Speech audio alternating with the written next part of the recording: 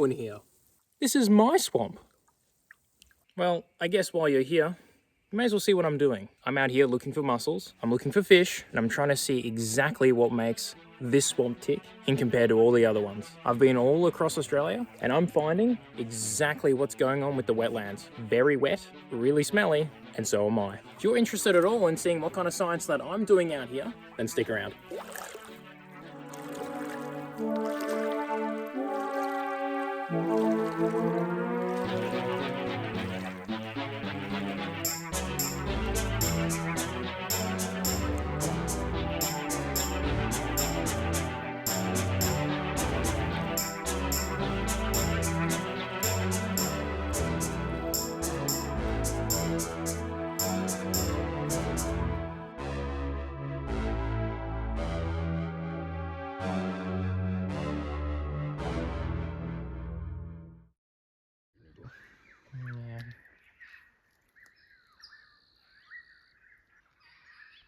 It's funny how, yeah, you can go the entire day without seeing any snakes all throughout the heat, but as soon as it hits like 5:36 and it's cooling down, just in that little bit of sun, those afternoon rays. Imagine if you're sitting there in that 34-degree heat and you couldn't control your body temperature, you would just be, you know, turning into the sun, I guess.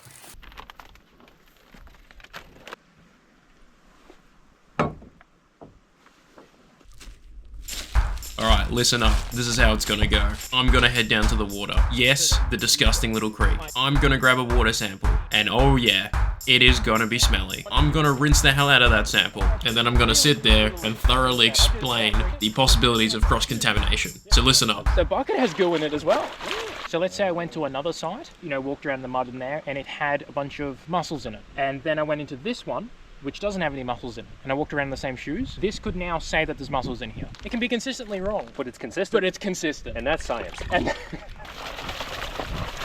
Oh yeah. oh yeah, that one's clean. Oh, I'm huge. Well, this is probably the point in the video where you're thinking, wow, this guy has his head screwed on. Well, you're absolutely right. And wrong, because I know just as much as you think I know, which is probably about the amount that I'm supposed to know, but not nearly as much as what I think I should know. And with that said, let's move on. Now, I'm praying that this works, because if it doesn't, I'm screwed. See this? This is from your country. American made. Couldn't you tell by the name? Smitten Root. Oh yeah, that's good right there. Yeah, that's good. And we got two components in here. The stick and then the filter. And so we just put the thing in the thing. The thing in the thing. And so the actual yellow filter bit is the part we want to keep. I've made the mistake when I first was learning this that I was like, oh, surely the water that I'm filtering through, that's what I want to keep. Good soup. Oh, so good and tasty. Starts to give out. It means that the filter is basically clogged. Just gonna take this off. This is now garbage. Alright, I'll explain this a little bit further. On our bottom here, we have our Bunnings bucket, full of our water sample. Attached to that is our tube, our yellow filter, and the pump that's actually going to be doing the pumping. Water then flows in the direction from the Bunnings bucket up into the filter, which is now going to be our DNA, which is now actually stored inside this little yellow filter.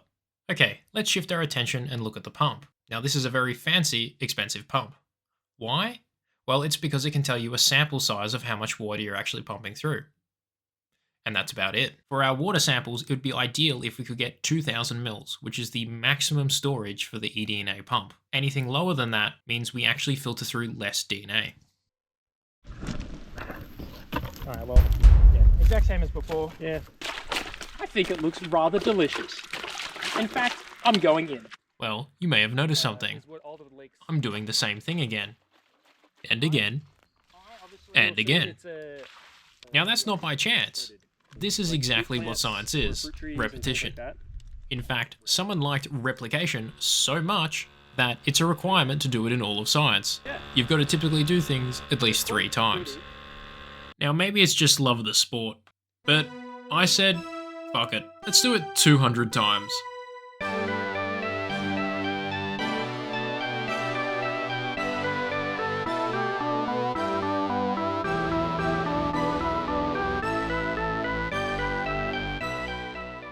Now unfortunately, the place that I've just been to, the swamp that you just saw, is not the first time I've actually been there. Well, I've had greater wastes of time, but that was definitely one of them. At least the thing I came here for, I got, even though it was still non-functional. God damn it. Unfortunately, all the eDNA that I collected in my previous trip, well, it ran into some trouble.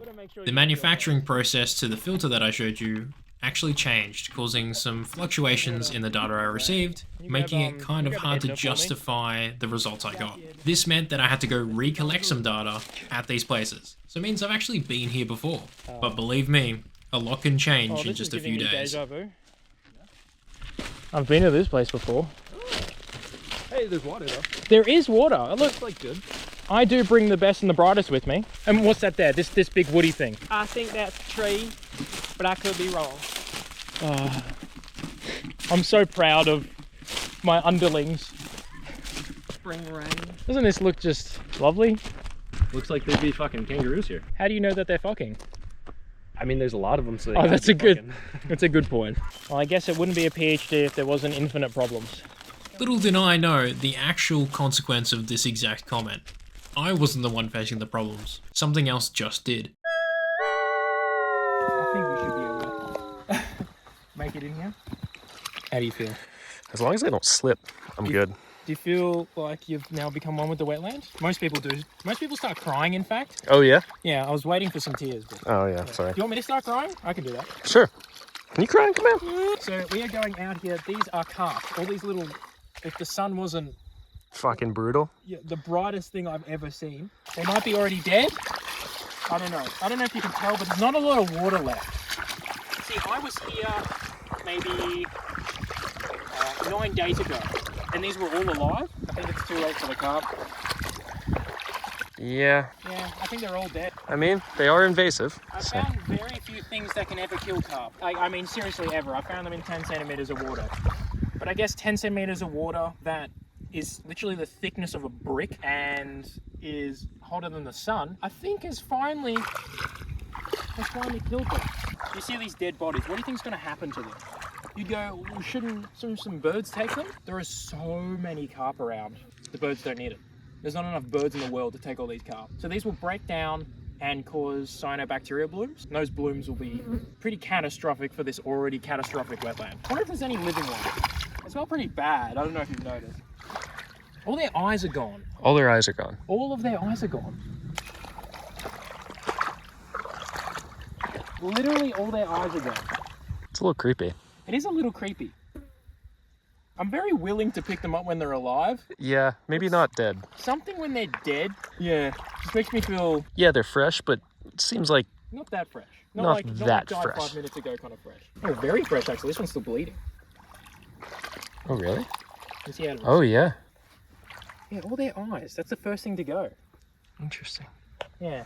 Oh well, sorry carp. I guess it's for the best. Well, not for you, but for everyone else. Carp don't deserve to die just because they're here, because they're invasive, because something that we did as a people, but they must. So this is an interesting conundrum. Do carp deserve to die? On one hand, we brought them here, so they didn't have a say in it. On the other hand, their existence simply in Australia is causing the death of a bunch of other fauna. There's a few main ways that we can actually get rid of invasive species. So we've got the obvious one, translocation. So that means we take one species and move it from the place that it shouldn't be to another place. But this only works with kind of large species that you can easily catch, like an elephant. The next option actually involves genetics, and I'm an ecologist, not a geneticist. However, it involves introducing an infertile individual or population into the current wild population. This crashes the next generation's population by reducing the number of offspring that's actually being produced. It doesn't get rid of invasive species, but it lowers their amount of damage. The final option to remove invasive species is by far the most obvious, and it's the one that you all probably thought of immediately, and that's to euthanize the ever-loving shit out of the entire population. The most common practices is either through chemicals, releasing a virus, or probably the most common of them all, bashing them over the head, especially for carp in this case. Well, that became a little serious and a little depressing. So let's move on to something more interesting. And then pray and hope. I think that's all we can do. Yeah. Oh, and this is a yabby hole at my feet. See these? See this like weird amount of dirt here? Yeah. So I can't see a top hole here, but what will happen is Gabby will go down and I go, I don't want all this stuff in my tunnel, and just pulls it out in this little nugget. And for well, they're kind of like a little crayfish. You'll see them up in like just dry forests, like no water around for ages, and you're like, why are you here? Yeah, whoa. Out here? I don't know. I just feel like I've seen them in places that's like not near water. So I would just see them like in parking lots. It was dry. It was fully dry. And I looked down and there's just a fucking crawfish going. It's like, I was like, what the fuck are you doing here? There's no water here. It's like, I know you could technically be here, but why are you here? Yeah. So like... Pasta's gonna go... You know what we're having tonight? What are we having tonight? Chicken parmas. Yeah.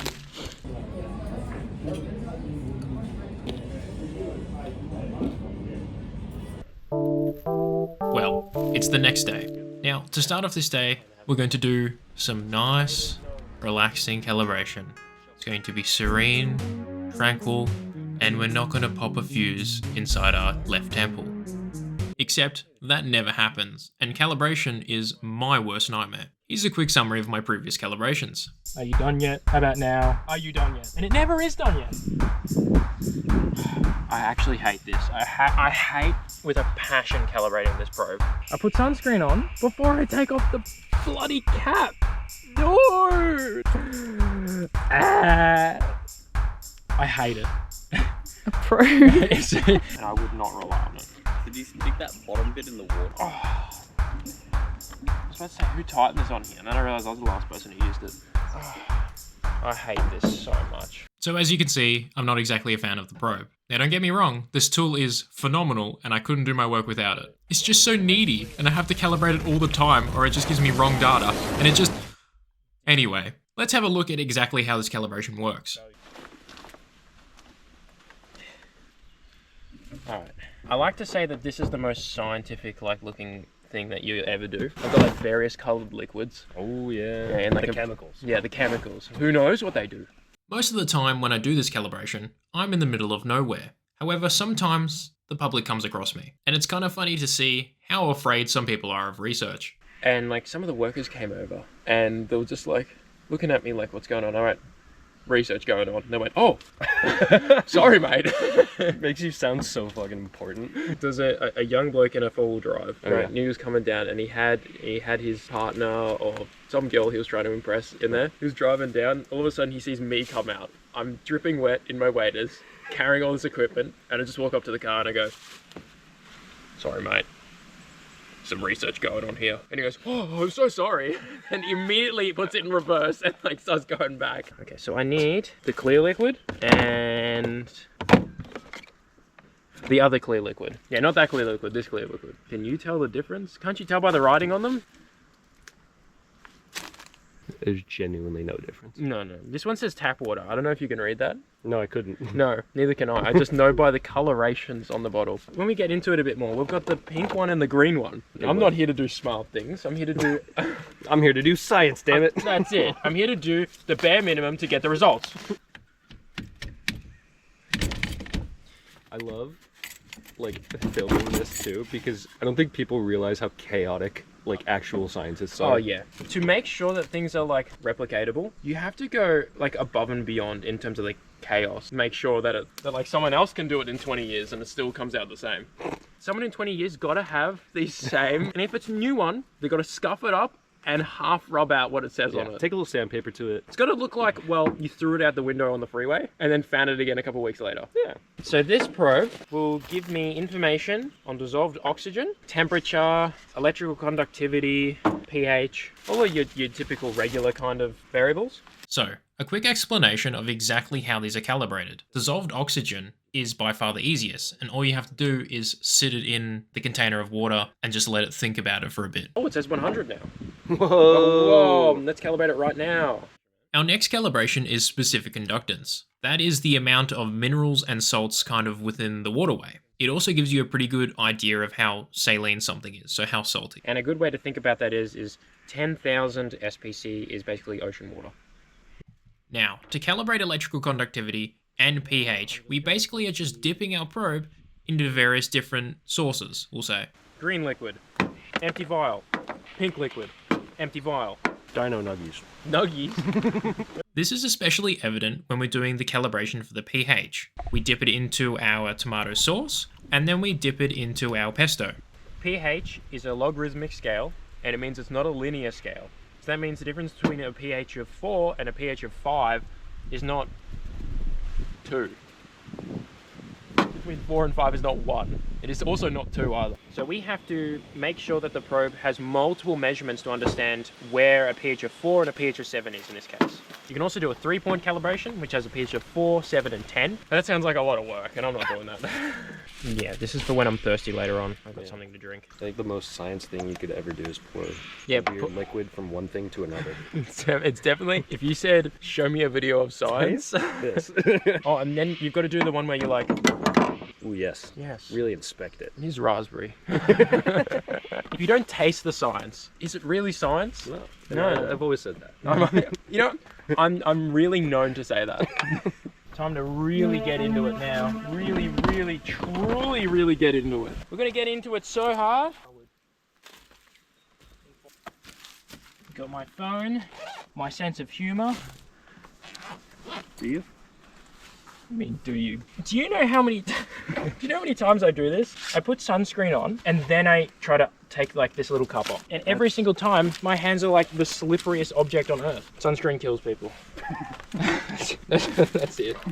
You're so right. All right, I'm good to go. Unfortunately, this is going to be a part 1 of multiple. Yes, it sucks, but I've got to cut the video somewhere. Hey, well, you get what you get, and this is what you've got. Do not fret. You do not need to freak out. Your monitor, don't punch it. That iPad, don't lick it. And that phone, do not throw it across the room, because there is more very soon. All you need to do is subscribe. Yeah, well, you don't have to, but, you know, it's there. So, I guess I'll just see you next time. Okay.